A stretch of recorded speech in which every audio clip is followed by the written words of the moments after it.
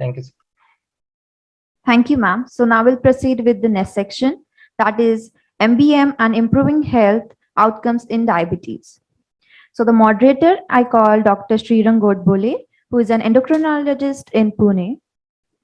Sir has done his MBBS MD from Medical College at Mumbai. He's a consultant endocrinologist. He is a doctor at Jahangir Hospital, Pune, co-author Full Life with Diabetes 7th edition, Madhumed 6th edition. He's the ex-editor of Journal RSSDI, Dr. S.N. Copper Award Oration, Maharashtra Ophthalmology Society, Moscon, Scientific Committee, ISKCON Pune, Dr. Baliram Dubey Memorial Oration Annual Conference, IMA Nagpur 2017. Thank you so much. It's a great privilege to chair this session on mind-body medicine and outcomes in diabetes. I compliment the organizing committee of Synapse 2022 for this excellent academic program that they have organized. And I particularly thank Dr. Vaishalideshmukh for having me here today. We are having an array of 3 very eminent speakers to discuss this subject. It's a vast subject, and I'm sure they'll do full justice to it. The first session, the first lecture is by Dr. Ganpati Bantwal. If we can have his introductory slide. He is, of course, a renowned endocrinologist. He's professor, head of endocrinology at St. John's Medical College, Bangalore. He's been the past president of Endocrine Society of India, vice president, ESI.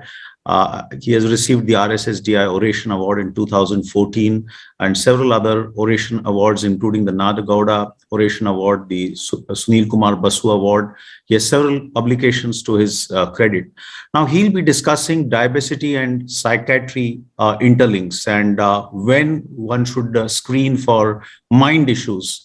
Now, this is a very fascinating topic. I think there's a bi-directional relationship between mind and diabetes. In fact, endocrinology in general, but diabetes in particularly.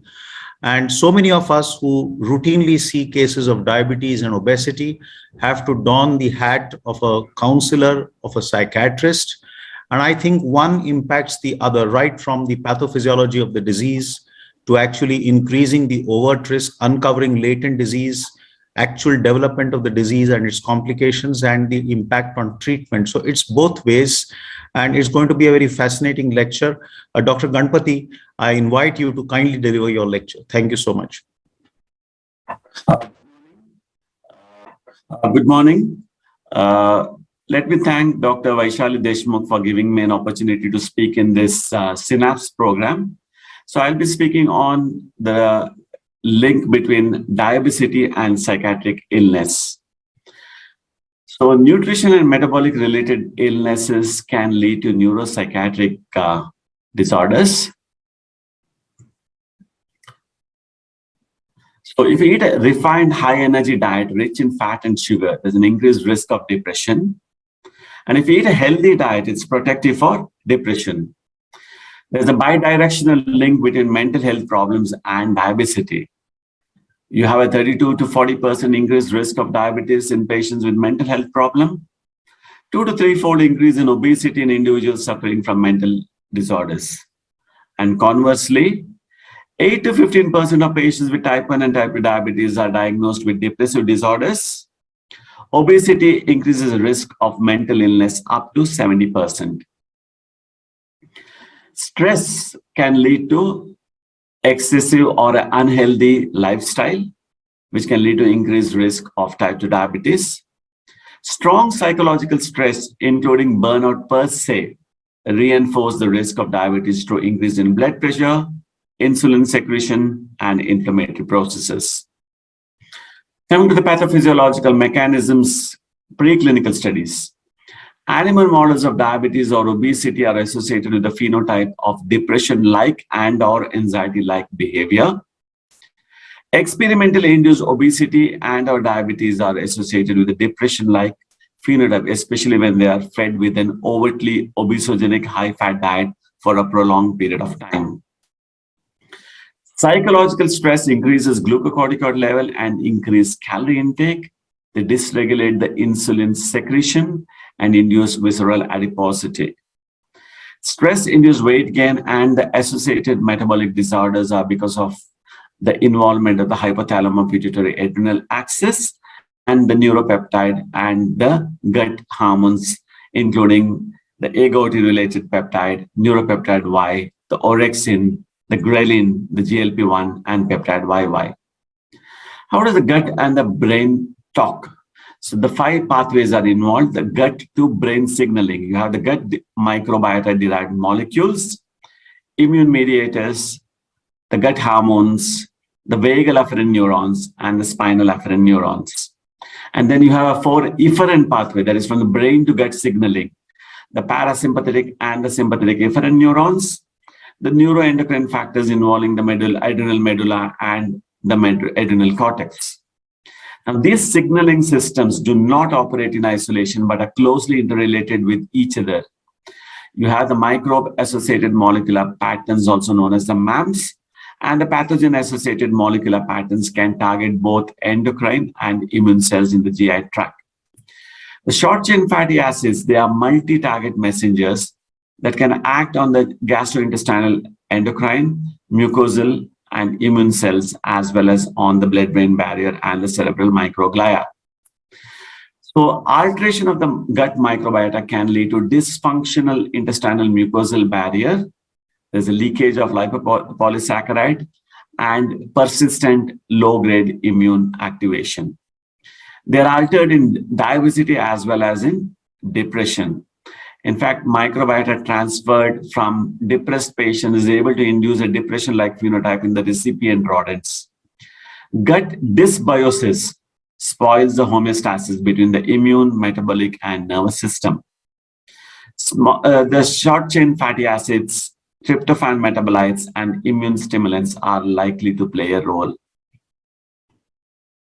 You can see here, the short-chain fatty acids, which are the ones which stimulate GLP-1, are reduced. There's a leaky gut. So there's an increased release of lipopolysaccharides, which in turn can lead to obesity. Diabetes can affect the various components of the prefrontal hippocampus, amygdala, hypothalamus, and lead to mood disorders.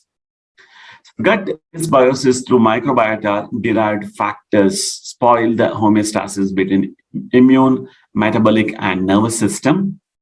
The microbiota-derived metabolites, the small-chain fatty acids, gut hormones released by small-chain fatty acids, tryptophan metabolites, and immune mediators have a parallel impact on obesity, diabetes, and brain dysfunction. And in the brain, the perturbed circuits include the neuropeptide Y, the brain-derived neurotrophic factor, the GABA, the CRF, giving rise to mood disorders. Now, coming to the signal to the brain via leptin and insulin, obesity via leptin, diabetes via insulin, they disturb cognitive performance. Insulin and leptin contribute to the interaction between microbiota, diabetes, and brain. Obesity and diabetes also exert a negative feedback on the gut microbiota to cause dysbiosis. Coming to the role of endocannabinoid system in microbiota, diabetes, and brain coupling. So these endocannabinoid system can affect the metabolism and appetite. The receptors are the endocannabinoid receptor 1 and 2. Rimonabant belonged to the first generation endocannabinoid receptor antagonist. It did show a reduction in food intake, body weight, and waist circumference, but we had to stop the drug because it was withdrawn because of its increased risk of depression and suicide, and hence it was withdrawn from the market. The others include, you have the arachidonyl ethanolamine, AEA or anandamide, and the 2-arachidonyl glycerol. Feeding of obese and type 2 diabetic mice with a prebiotic normalizes the mucin-degrading bacterium Akkermansia mucinophila. Akkermansia mucinophila reversed high-fat diet-induced fat mass gain, metabolic endotoxemia, and insulin resistance, increases the intestinal level of the endocannabinoid 2-AG, and restores gut barrier function. Another drug which acts here is actually metformin. Metformin can increase Akkermansia mucinophila, and that could be one of the mechanisms by which it can produce weight loss. Gut mucosal permeability appears to be under particular control by the endocannabinoid system. The endocannabinoid AEA, that is anandamide, appears to act as a gate opener, increasing gut permeability and worsening the condition, whereas other cannabinoid receptor ligands like 2-AG act as a gatekeepers. So a lot of drugs can actually, psychiatric medication can lead to diversity. So you have the antidepressant, antipsychotics, and mood stabilizers, which can produce weight gain, like the tricyclic antidepressants, the clozapine, olanzapine, the lithium, and the divalprosodium. And they can also impair glycemia, while antidepressants like tricyclic antidepressants, amitriptyline, nortriptyline, paroxetine, fluvoxamine, venlafaxine, clozapine and olanzapine, and divalprosodium and lithium. Antipsychotic medications, especially the newer atypicals, have contributed to the prevalence of obesity in the medicated schizophrenic population to the range of 40 to 60% versus 30% of the general adult population. Newer atypical antipsychotics appear to increase the risk of acquiring or exacerbating type 2 diabetes. Low potency agents like chlorpromazine and thyroidazine cause more weight gain than higher potency ones like fluphenazine and haloperidol. Among the atypical antipsychotics, the relative tendency to cause weight gain is maximum with olanzapine, clozapine, risperidone, and least with ziprasidone and aripiprazole. And what is the mechanism by which they can produce obesity? It's via its affinity for the histamine receptor. They correlate with medication-induced weight gain, with olanzapine having the highest affinity for histaminic receptors, and ziprasidine and aripiprazole with the lowest affinity, having the lowest risk of weight gain. Blockade of the serotonin receptor 5-hydroxytryptamine 2C has been associated with increased appetite and obesity. Most atypical antipsychotics are antagonists at this receptor, and this may partially explain the patient's report of increased appetite. So conventional and atypical antipsychotics are associated with significant increases in fasting glucose concentrations. The most cases happen within the first 6 months of treatment, with the highest risk with olanzapine and clozapine than the conventional antipsychotic risperidone and quetiapine. Olanzapine has 4.2 times the risk associated with conventional agents and 5.8 times the risk associated with no treatment versus risperidone, which is around 1.6 and 2.2 times respectively.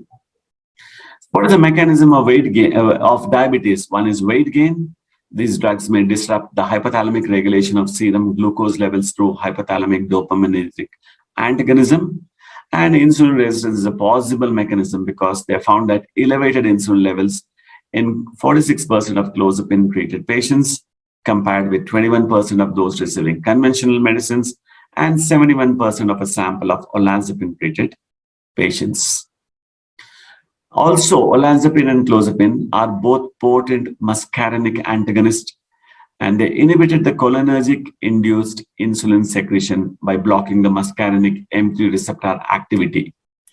So the lower potency drugs in general are much more anticholinergic than high potency medications, hence you have an increased diabetes rate. Antidepressants, anxiolytic, and diabetes. You have an increased risk of hyperglycemia and diabetes with tricyclic antidepressant, SSRIs, SNRIs, serotonin modulators. And the mechanism include weight gain, hyperglycemic effects of noradrenergic activity of antidepressants. SSRIs, bupropion, mirtazapine, nefazodone have comparatively less noradrenergic effect. Benzodiazepines like alprazolam also have a direct effect on glycemic control. Beta blockers such as propranolol should be avoided as they interfere with normal physiological warning signs of hypoglycemic episode. Now, coming to diet-related intervention for diabetes and mood disorders, there are 3 approaches. Time-restricted eating, that's a reduction of overall daily caloric intake. Intermittent fasting, calorie restriction by limiting the daily caloric intake. Gut microbiota transfer from calorie-restricted mice prevented high-fat diet-induced obesity, telling that gut microbiota mediates the anti-obesity effect of calorie restriction. A restricted intake of calories by humans, a mean intake of 1700 kilocalories for 1 year, it was found to align the gut microbiome to that found in lean subjects, resulting in a reduction of overall firmicutes and bacteroid radius. So the bad bacteria come down and the good bacteria increase. What about intermittent fasting? They impact the gut microbiome, stimulates browning of white adipose tissue, and ameliorates diabetes. Exercise is another mechanism by which you can produce beiging or browning. Increased level of fermentation products, acetate and lactate, and upregulates monocarboxylate transporter 1 expression in beet cells. The gut microbiota transformed from mice subjected to intermittent fasting to microbiota depleted mice activates adipose tissue browning and improves metabolic homeostasis. An induction of autophagy, which is critical for lipid metabolism and triglyceride breakdown, and helps maintaining cellular tissue functionality by elimination of misfolded protein and cell debris. What are the drawbacks of these dietary regimens? Difficulty in complying. So intermittently fasted ST rats had similar abdominal adipose tissue accumulation versus control over 32 weeks, although the overall body weight was lower in the fasted group. Intermittent fasting for 32 weeks, but not 4 weeks, promoted glucose intolerant because they found there was an increase in intra-abdominal adipose tissue and skeletal muscle receptor downregulation. Alternate day fasting for 3 months upregulated expression of pro-inflammatory markers and insulin resistance in LDL receptor knockout mice. So to conclude, there's a reciprocal relationship between diabetes and neuropsychiatric disease. Mechanistic analysis of the comorbidity is required to guide preventive and therapeutic strategy. Gut microbiota appear to orchestrate these changes. Emerging evidence suggests that these adverse conditions target particularly microglial and neuronal circuits of the central nervous system. It's important to analyze both the molecular and the network mechanism of diabetes-associated mental illness. Thank you for patient hearing. Thank you so much, Dr. Ganpati, for that wonderful lecture. I'm sure there'll be some questions at the end, but before that, we will move on to the next lecture by Dr. Gagan Priya. In the beginning, I mentioned that, as people who manage diabetes, obesity, we have to don the hat of a counselor or a psychiatrist. But I think the most important quality of a doctor is actually empathy or compassion, the ability to empathize with the patient. But over a period of time, sometimes, diabetes healthcare providers may suffer a burnout. There might be, an overdose of, what we can call as compassion stress. And that would probably lead us to disengage with the patient and may hinder the ability to actually manage our patients appropriately. So what is really this condition of compassion fatigue and burnout in diabetes care providers? This is an extremely fascinating topic, and Dr. Gagan Priya is an authority on the subject. She's a consultant senior endocrinologist at Fortis and Ivy Hospitals, Mohali. She has received multiple awards, including the SCOPE Award certified by the World Obesity Federation, the IJEM Award for Best Review Article, Professor MMS Ahuja Award from the AIMS. She has received a fellowship at the Asia Pacific Pediatric Endocrine Society in 2007. She's a co-editor of several books, including lipocrinology, glucocrinology, hypothyroid disorders. She has been a section editor for endocrinology in Urja, the Power of Her. She has had over 65 publications and 25 book chapters, and she's the founder of FLAME, that's the Forum of Ladies in Medicine. She's been an Indian ambassador at Diabetes. So we have an excellent authority to speak on the subject. Dr. Gagan Priya, kindly deliver your lecture. Thank you. Good evening, everyone. So the topic I'll be covering today is compassion, fatigue, and burnout among diabetes care providers. This is in fact an important and often unrecognized or underappreciated problem. Let's start with an anecdote from Buddha. He says, if a man who's going down into a river which is swollen and swiftly flowing, if the person gets carried away by the current, how can he be expected to help others across?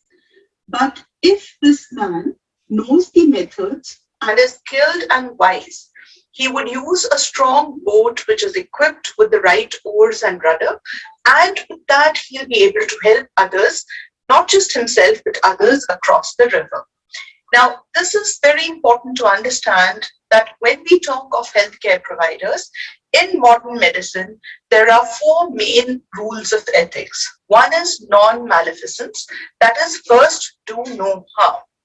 Then comes beneficence, that means attempt to do good and do it as per your capability, but also understand your limitations.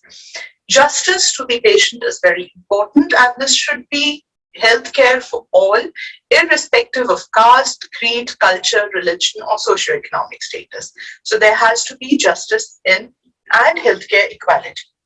Autonomy is another important aspect wherein the decision-making process has to incorporate the patient as well as the family of that patient, in addition to what the physician wants to decide. One important attribute, in addition to these ethical rules, is compassion and empathy. Empathy basically is the ability of a person to understand another person's suffering, and this comes with a willingness to be able to help and promote the well-being of this person who is in distress. Empathy in general is an important attribute of healthcare providers, and it helps promote positive outcomes. It improves the connect between the physician and the patient and his family, and it also leads to better outcomes. But at the same time, one must understand that when there is empathy and compassion, a physician is investing his or her emotional energy and personal resources, and therefore this could make the physician vulnerable to the negative aspects of empathy. That means internalization of the pain of another person, and in process of time, this can lead to what is called as compassion stress.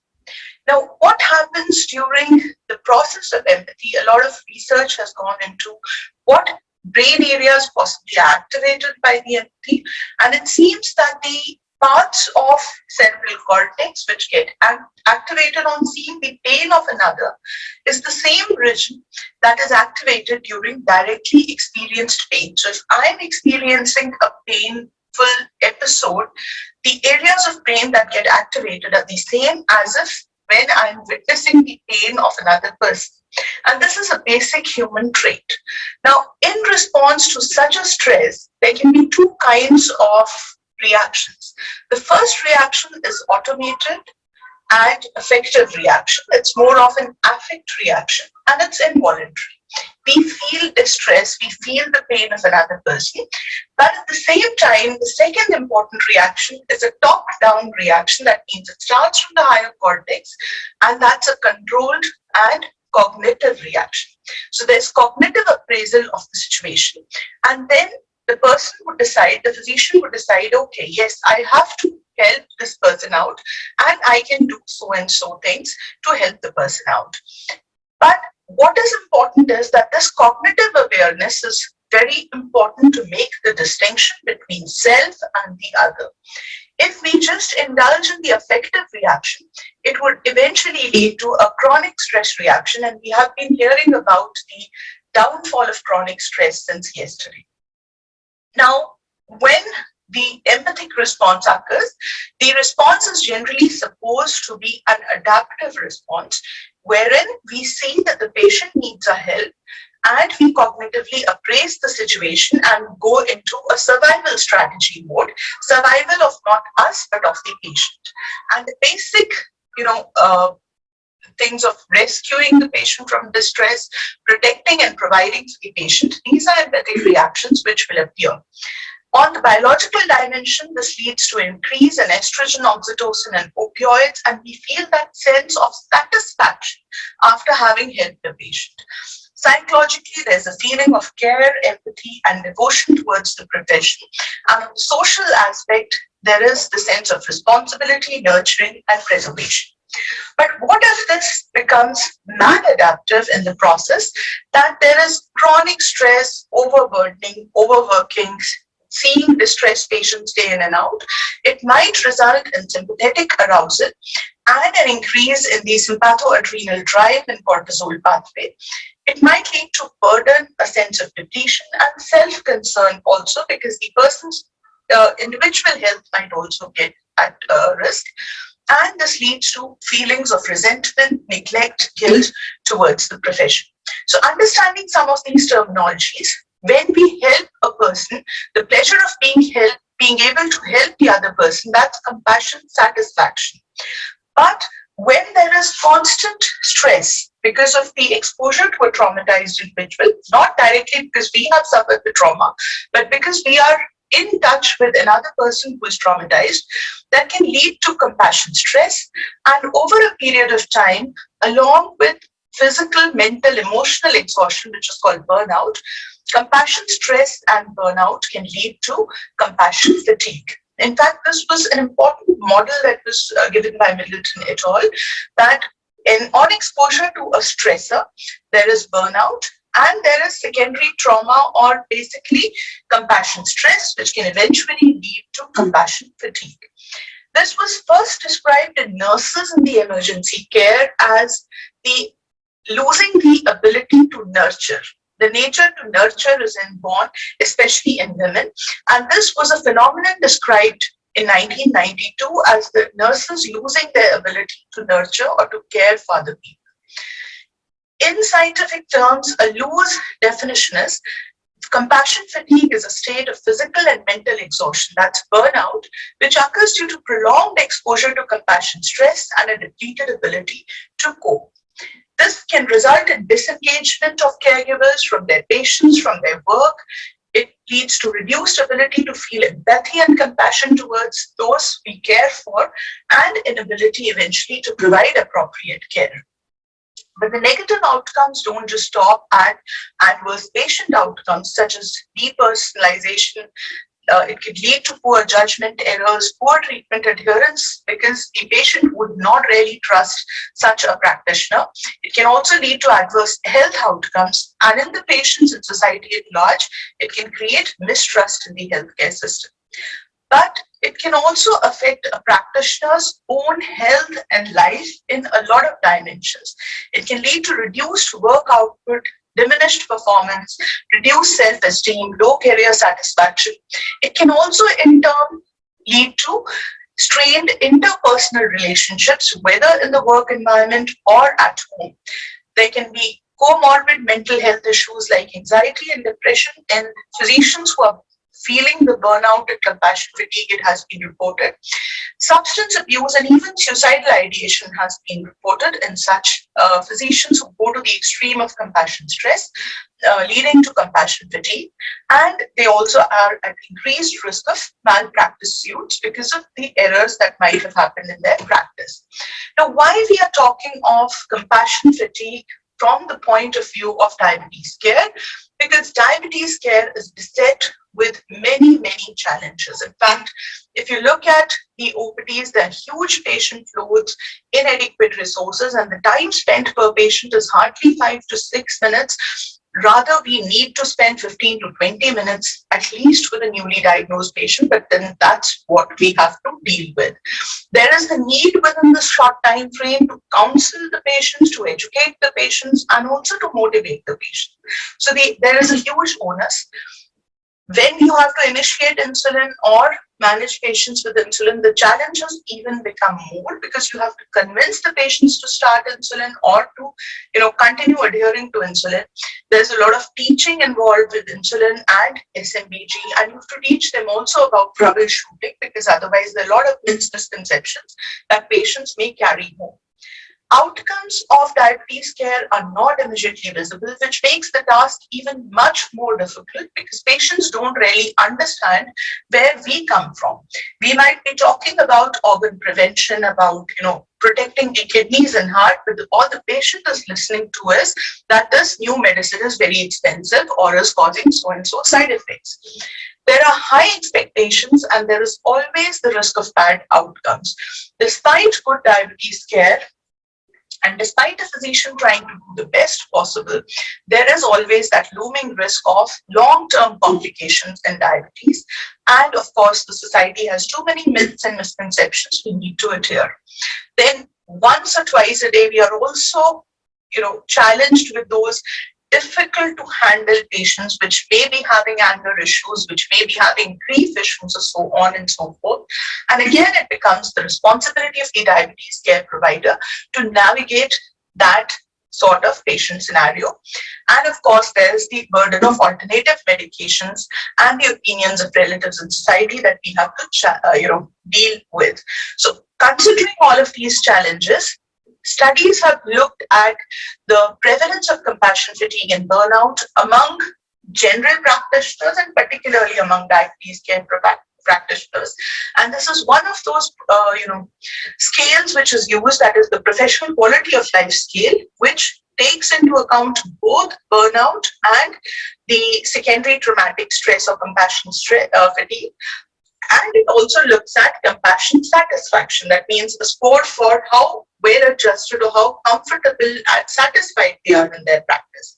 So looking at, in general studies, 1/3 of physicians tend to report burnout at some point of time or another. And the higher prevalence of those who are in the front line of patient care, that means clinicians, and that also includes diabetes care providers, people who are involved in laboratory work or research work, or specialties such as radiology, etc., are not that much facing the burnout and compassion fatigue. Younger physicians who have had relatively less years of practice are more at risk, and female physicians tend to be at greater risk. In one small study from North India, it was found that the burnout was higher for those involved in diabetology practice compared to all other practices, which included surgical specialties also. And compassion satisfaction tended to be better in those with more years of practice, and compared to the government sector, it was better in private sector. Now, what can we do about compassion fatigue, or how can we prevent that extreme state of compassion fatigue from happening? This is being popularized as the conservation of resources theory, that each person, and for that matter, a diabetes provider, will have their own balance of resources, which are object, conditional, personal, energy resources. And there are people who are less vulnerable, those who have better resources, better stress management strategies, better interpersonal relationship, better support staff in their workplace. They are less vulnerable to having compassion stress or compassion fatigue.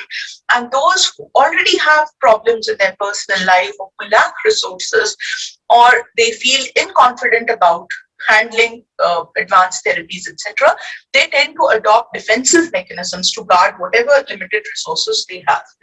Resiliency can introduce that element of compassion satisfaction and prevent burnout and compassion stress from progressing to compassion fatigue. In fact, it's very important to understand that the physician's pledge also has a very important line I'll draw your attention to, that I will attend to my own health, well-being and abilities in order to provide care of the highest standard. And this is in fact what we started with the anecdote of Buddha. So what are the kind of resiliency skills we are looking at? We are looking at self-regulation. That means our own ability to regulate our internal reactions to external inputs, and intentionality, trying to shift from a reactive affective behavior to a cognitively appraised behavior. Perceptual maturation is important. Connection and support. That means connect with the patient, but also connect back with our friend circle, our colleagues, and our family. Self-care and revitalization is important. Some of the strategies which have been in fact discussed as steps to increase resiliency among doctors includes coping skills training, Mindfulness or structured meditation, yoga, these are some of the therapies that can be considered. Music therapy can be considered. Learning how to improve your communication skills and how to improve cognitive reappraisal skills is important. I'll just summarize some of these. Stress management comes through learning coping skills and communication.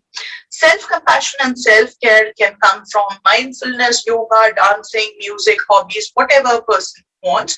And of course, those well-timed breaks or vacations from work are very important. And learning emotional intelligence, how to draw the line between self and the patient.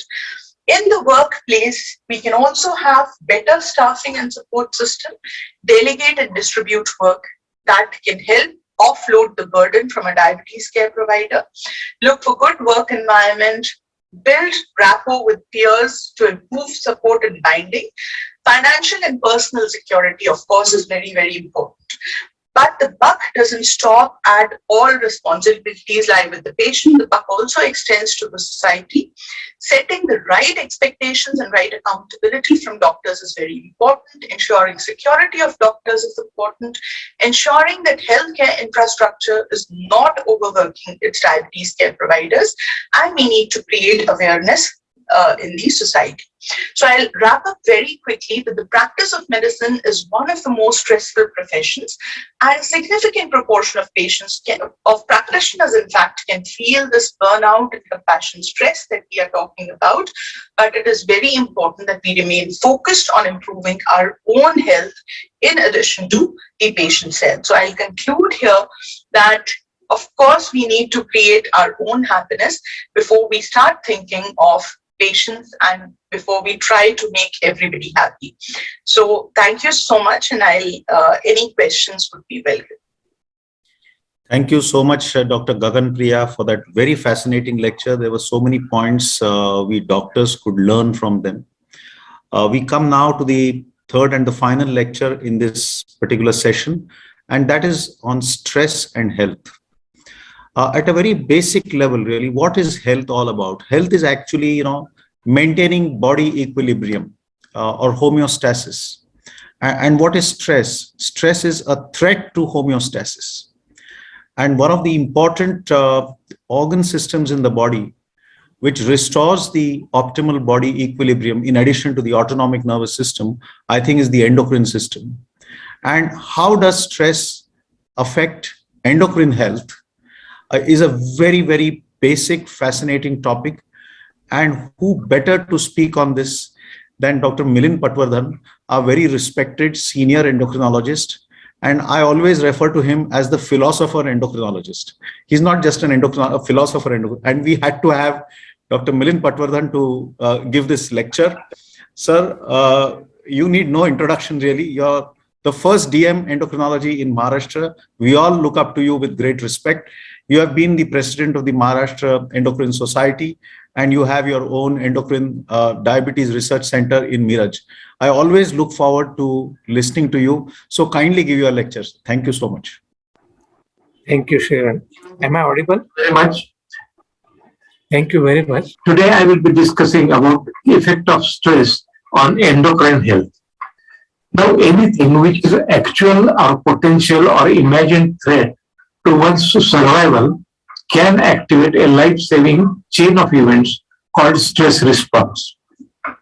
Acute stress subsides while chronic low-grade stress continues unabated, and so is the stress response. The response to stressful stimuli is elaborated and triggered by the stress system, which integrates a wide diversity of brain structures that collectively are able to detect events and interpret them as either real or potential threats. So once the body accepts something as a stressor, either physical or psychological, the stress response is activated. It activates two limbs. One is hypothalamus-pituitary adrenal axis, which produces cortisol, and sympatho-adrenomedullary system, which produces catecholamines. They act on their specific receptors in body and brain and immune system and produce a lot of changes, adaptive changes in energy metabolism, metabolic changes in the brain, coping up behavioral changes, genomic effects, and non-genomic effects in immunity. These physiological and behavioral changes lead to adaptation to the stress. The stress can be termed as the good, the bad, the ugly, depending upon its effects. For example, good stress refers to the experience of rising to a challenge, taking a risk, feeling rewarded by an often positive outcome. We call it eustress. Good self-esteem and good impulse control and decision-making capability, all functions of the healthy architecture of brain, are very important to this outcome. Even adverse outcomes can be seen as growth experiences for such positively motivated individuals. The tolerable stress refers to those situations where bad things happen, but the individual with healthy brain architecture is still able to cope, often with support of family, friends, or other individuals. And even in these individuals, growth experiences can be the adverse outcomes, and it need not worry them.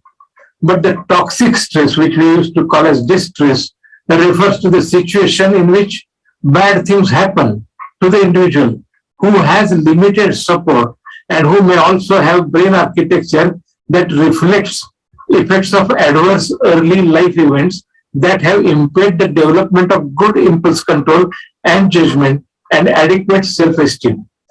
Here, the degree or the duration of distress may be greater, and the inability to cope is likely to have adverse events or effects on behavior and physiology, resulting in disease. So what happens is stress produces a response, and this modifies the behavior, and usually this modification can be in a negative way. For example, if we are stressed out, we lose our sleep at night, we eat more comfort food, eat more calories than needed, we tend to smoke or drink excessively, we neglect seeing friends, we decrease our physical activities, we give more to the screen time, and we may self-medicate by anxiolytic or sleep-promoting agents. So the integration of the information from the stressor itself may result in a rapid activation of sympathetic adrenomedullary system or hypothalamo-pituitary adrenal axis. These two major components are involved in stress response, and along with many other systems which I want to stress. So stress activation is not only limited to hypothalamo-pituitary adrenal cortisol axis or norepinephrine axis, but in the background, a lot of things are happening.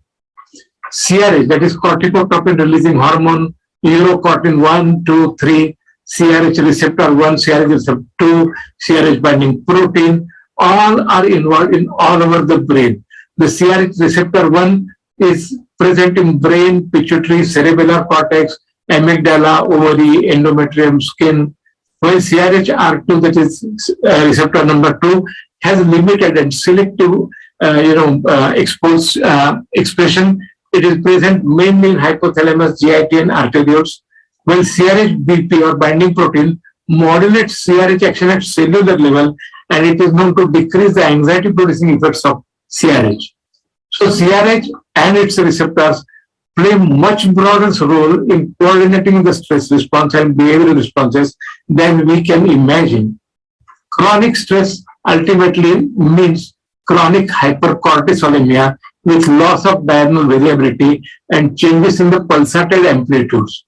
We know that cortisol is our main glucocorticoid hormone. It acts throughout the body to support the circadian synchronization of the organs and to support coordinated adaptation to stressors. Now, most organs may be either cause of stress or responding to stress, and therefore most of the cell types of the body are responsive to cortisol. It is recommended to use salivary cortisol or hair cortisol as a marker of either acute stress or chronic stress.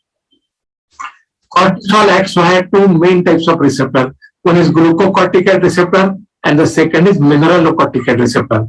And their balance in each cell is very important. MR also acts as a receptor for aldosterone in the cell types that are enzymatically able to degrade cortisol. Now, the adaptation which is happening in the physiology and behavior is that the behavioral adaptation is enhanced arousal, alertness, vigilance, cognition, focused attention, analgesia, inhibition of vegetative functions like feeding and reproduction, and physical adaptation mediating adaptive redirection of energy and body resources. So there is increase in cardiovascular tone, respiratory rate, intermediate metabolism, causing gluconeogenesis and hyperglycemia, lipolysis, more free fatty acids, more triglyceride deposition in the liver, all work in concert to promote the redirection of vital substrates. And the energy consuming functions are temporarily suppressed, like reproduction, digestion, growth, immunity, and oxygen and nutrients are primarily shunted to CNS and the stressed body sites. So allostasis is the process of dynamically trying to bring the homeostasis back to normal, and stress is causing the homeostasis to be altered. This process is called as allostasis. So when stress is there, it is allostatic strain. If stress is minor, short-lived, then the allostatic strain is fully reversible. But if the stress is long-lasting, chronic, unabated, then the allostatic load goes on accumulating, causing tissue damage, and ultimately the disease manifests. Now, the stress directly is implicated in the regulation of appetite. How? By influencing the central appetite of satiety centers in hypothalamus.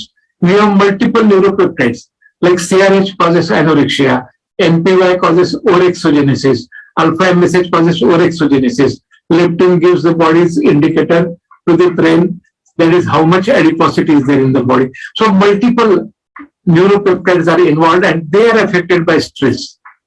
So that the CNS activation, HP axis activation, health behavior modification due to stress, causing increased catecholamine, increased cortisol, decreased physical activity, and increased caloric intake, all lead to visceral obesity, insulin resistance, metabolic syndrome, and ultimately to diabetes.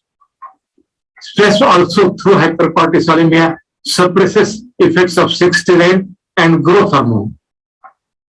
Glucocorticoids exert primarily catabolic effect as a part of generalized effort to utilize every available energy resource. So you get more hepatic gluconeogenesis and more lipolysis. At the same time, there's, you can say, deposition of the fat in the visceral areas. Glucocorticoids also antagonize the anabolic actions of growth hormone, insulin, sex steroid. So ultimately, all this is going to produce insulin resistance, central obesity, hypertriglyceridemia, decreased lean body mass, insulin resistance, PCOD, anovulation, and diabetes or pre-diabetes. Through CRH, which acts as a stimulus to somatostatin and suppressor to GHRH, the growth hormone axis is suppressed, somatomedin is suppressed, which favors visceral adiposity. Similarly, the CRH directly and through beta endorphin suppresses GnRH, and cortisol directly suppresses LHFS, its release and actions of sex steroid, and ultimately interferes with the both growth axis and reproduction axis. The growth axis is also inhibited. Long time, nearly 50, 60 years ago, the syndrome of abused dwarfism was, appreciated.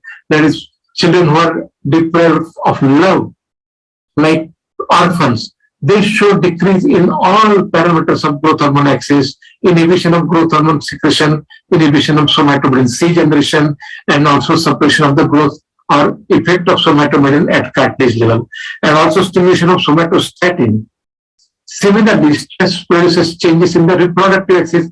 All reproductive system, both female and male, are inhibited at various levels. There is suppression of gonadotropin releasing hormone by CRH, and antalarmin, a selective CRH receptor 1 antagonist, it can abolish this effect. Glucocorticoids exhibit inhibitory effect on GHRH neurons, GnRH neurons, pituitary gonadotropes, and directly on the gonads also. Stress also interferes with TSH secretion and conversion of T4 to T3, which we commonly call as Euthyroid 6 syndrome. So the glucocorticoid and the receptor and the actions produced by the combination of glucocorticoid 2 after combining with the receptors in the cytosol, all are important in mediating the stress response. The transactivation of glucocorticoid and the receptor is important to produce adverse effect, while trans suppression is considered to mediate the anti-inflammatory effect. And these particular actions of glucocorticoid are dependent on the balance of GR and MR, that is glucocorticoid and mineralocorticoid receptor, which in turn is affected by the circadian rhythm pattern of cortisol secretion, which is lost in the stress, and also the pulsatile secretion of cortisol, which is also lost in stress. So glucocorticoid receptor modulators are being used to, you can say, antagonize the effects of stress. Cortisol acts throughout the body. If you use selective glucocorticoid receptor modulator, which are ligands that induce a receptor conformation, which allows the activation of only a subset of downstream signaling pathway, then you can modulate the actions of cortisol.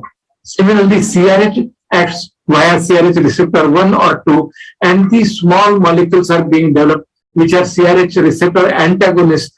For example, antalarmin. This is an agent that decreases the activity of both HPA axis and sympathoadrenal axis, blocking the variety of manifestations of the stress. In addition, antalarmin can suppress neurogenic inflammation, stress-induced peptic ulcers, chronic hyperfunction.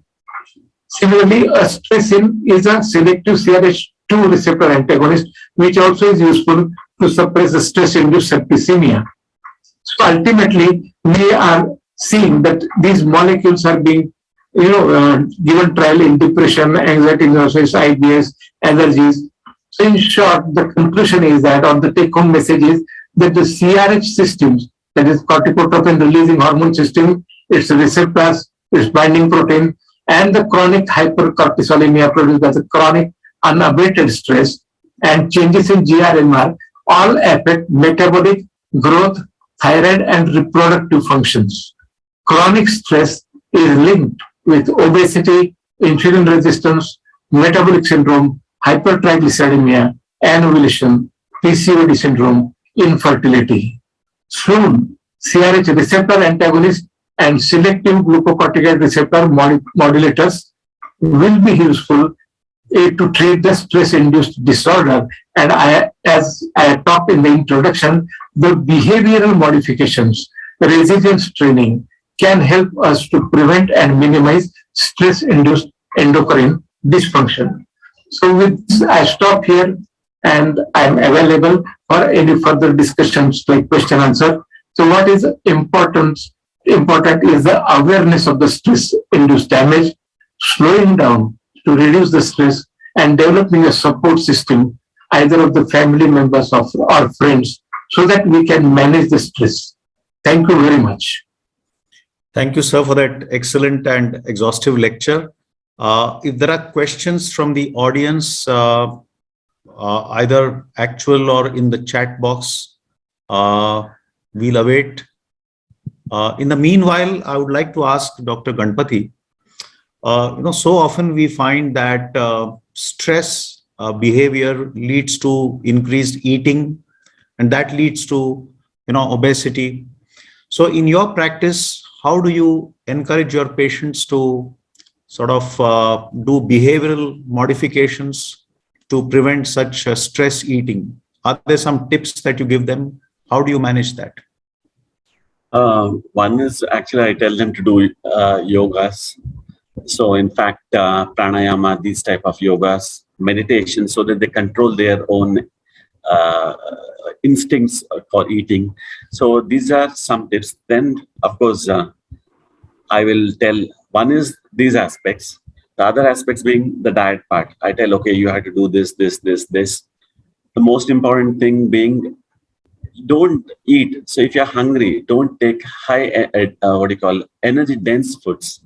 So avoid juices, milkshakes, pastries, ice creams. So there's a tendency to eat this. They're all not filling also, and they give you a lot of calories.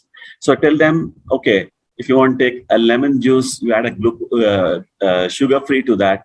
It's giving you mainly water only and nothing else. So try to do these type of activities, and then you don't gain weight. And of course, I tell them about exercises also. Now, regarding the exercise, many who come say, if they are the house workers, I tell them don't eat in between snacking, because they don't count that. They only count what they eat, breakfast, lunch, and dinner. They say, I don't eat anything at all. So in between snacking is another thing which I tell them. And then these software workers are around the clock sitting. I tell them stand and do. You're moving, so that NEAT increases, the non-exercise adaptive thermogenesis. These are some of the tips I actually give them. Thank you so much. Dr. Gagan Priya, I was intrigued by that finding, that endocrinologists somehow seem to be more prone to burnout. It's very scary, even more than surgeons, whom I would have thought, are at great stress. Now, what's the explanation? Are we because we are dealing with chronic diseases and because we have to talk at length, with our patients? And that, of course, I can tell you, produces some degree of stress because we are transferring the patient's stress unknowingly probably onto ourselves. I think that's the only explanation I can think of, because at the end of the day, after counseling so many patients, I very often get mentally exhausted. So listening to your lecture was an eye-opener. So what is your take on that? Why should endocrinologists be at a high risk for burnout? Yes, I think it's more about diabetes care providers. The study was specifically for diabetology practice. So like you said, we're seeing chronic patients who are sick, and all spectrum of patients. And it is the same, kind of counseling we have to do patient after patient, and the same myths, misconceptions. So that creates a kind of frustration, especially in early years of practice. So if I tell you from my own personal experience, in the first few years, I was that angry young doctor who wanted the patient to behave ideally. So over the years, you realize the patient is not going to behave ideally. They have their own narrative, their own ideas and perceptions about diabetes. And somewhere you have to find a space, a middle path or a space wherein the two of you, the patient and the provider, can come in line. Another important thing I think is because our outcomes are not immediately visible. Compared to a surgeon, he operates on a gallstone disease or operates even on a cancer, the outcome is immediately good, right? And the same way a cardiologist releases the blocked artery and everything is good. There might be bad outcomes, but for us, the outcomes are we are trying to prevent something which is happening far into the future, which the patient cannot immediately see. Absolutely. Dr. Patwardhan, sir, nowadays, I sometimes feel whether I'm practicing endocrinology or I'm practicing psychiatry, because, I have to really counsel patients and take into account their anxiety, depression. And very often I'm, discovering that I'm prescribing almost as much of antidepressants and anxiolytics as I'm doing anti-diabetics. Now, should endocrinologists be actually prescribing antidepressants, anxiolytics? And to what level, and when would you really ask, the patient to go to a psychiatrist? I mean, what is that thin line? What would you say in your, lengthy practice that you have been doing over so many years? And you see probably hundreds of patients. I don't know how you manage that, but how do you do that? I think you are absolutely right that all of us must be very much, sort of psychiatrists also. We have to know what is depression, how to identify it, what are the scoring systems for depression. Usually, I use 2-3 simple questions. Like many females, especially, they feel, if I ask them, do you feel depressed? They will say yes. So that doesn't immediately mean that they should be referred to a psychiatrist or you should prescribe an antipsychotic drug. So I ask them, how much do you feel depressed? Do you weep without obvious reason? Do you don't sleep properly? Do you feel that you should kill your husband or you should do a suicide? So anything this, sometimes patients start laughing on these questions. So that indicates they have considered sometimes these options.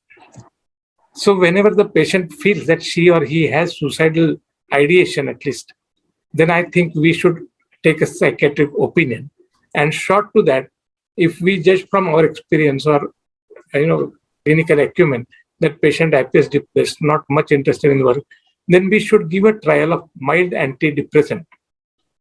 I think last time we discussed in last conference show that giving a trial of antidepressant has shown to reduce HbA1c also by about 0.5 to 0.8%. So in such patients, it definitely helps. And later on, you can always try to stop it also. But as you said correctly, we have to be very much aware of depression as part of diabetes syndrome. Not only diabetes distress syndrome, but depression and diabetes coming together because of chronic stress, as you said just now. True, true. It was a fascinating session, sir, with all the three Dr. Godbole, speakers. can I ask these people? Please. Yeah, yeah. Sorry to have intervened. No, tell me. Good evening, everybody, and very nice to see Dr. Patwardhan sir, Ganpati, and Gagan. I wish I would have been there physically present. Now, my question to all three these legends, now there is a clear establishment of a relation between the gut health as well as the psycho-neuroimmune responses. So, what is this new concept of what we call it as psychobiotics coming? I could, while preparing for this presentation, also I was going through the literature. I was pretty intrigued by that terminology of psychobiotics. So, is something like that? Have you come across any one of you? Or I've heard Dr. Milind Patwardhan deliver an excellent lecture on that. Yes, that is Sir, what, exactly. Please answer. Patwardhan, sir. Actually, psychoneuroendocrinology has become a common term nowadays. And what I feel is that we are understanding that whole body is one single unitary system. Even though for our convenience, we divide it as psychiatry, neurology, endocrinology, but actually they are all together, and any disturbance anywhere produces its reflection in some other system. So we need not worry so much about it. It is part of the basic disease itself. But I have come across the finding that stress produces a lot of changes in immunity. So we used to concentrate mainly on hypercortisolemia, changes in norepinephrine, but we now also know that there is change in the cellular immunity and also humoral immunity. So that, and this happened just before starting of COVID epidemic, that we, in first hour, we can remember the 20th, 2020 conference. Yes. We discussed about how stress can produce more viral infections, and this was followed by the epidemic. So I personally feel that stress definitely affects immunological system and decreases most of the, you can say, immune defenses against viral infections, mainly viral infections. Even though stress has also been shown to produce more bacterial septicemias also. So that is also there. I'm sorry, you had a specific question in mind? No, that is fine. Perfect. I was just referring to a gut health and the psychological stress. Gut health also is, I once reviewed and I had found that there is a lot of connection between gut microbiota and the exactly. our mood changes also. For example, a gut bacteria sitting inside my, say, jejunum, likes gulab jamun, then it sends the signal of serotonin to medullary system somewhere, and it becomes addicted to that.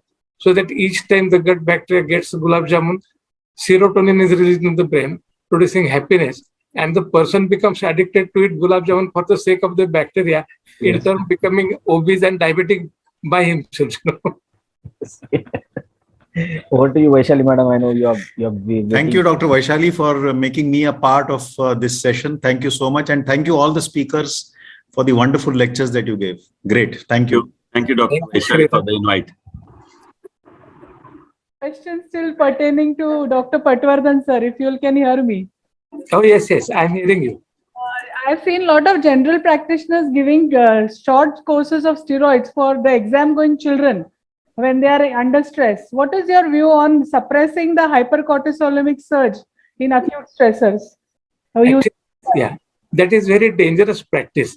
The hypercortisolemia which occurs actually is producing loss of immunity. And on top of it, these people keep on giving small doses of anti-inflammatory agent, but which is basically steroid.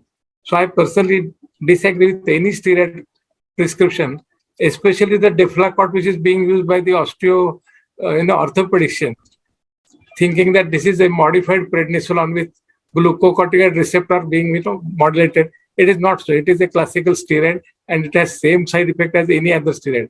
So that also needs to to be told to many of our colleagues that Deflacort is also a steroid, and don't give it haphazardly. Okay, sir. Thank you so much, sir, and thank you, Dr. Godbole, sir, for that excellent presentation. Vaishali, thank you very much, and I really congratulate you for your tremendous efforts, single-handedly what you achieved for last 3 years. Great efforts. Excellent. Very good. Thank you. Thank you, Vaishali.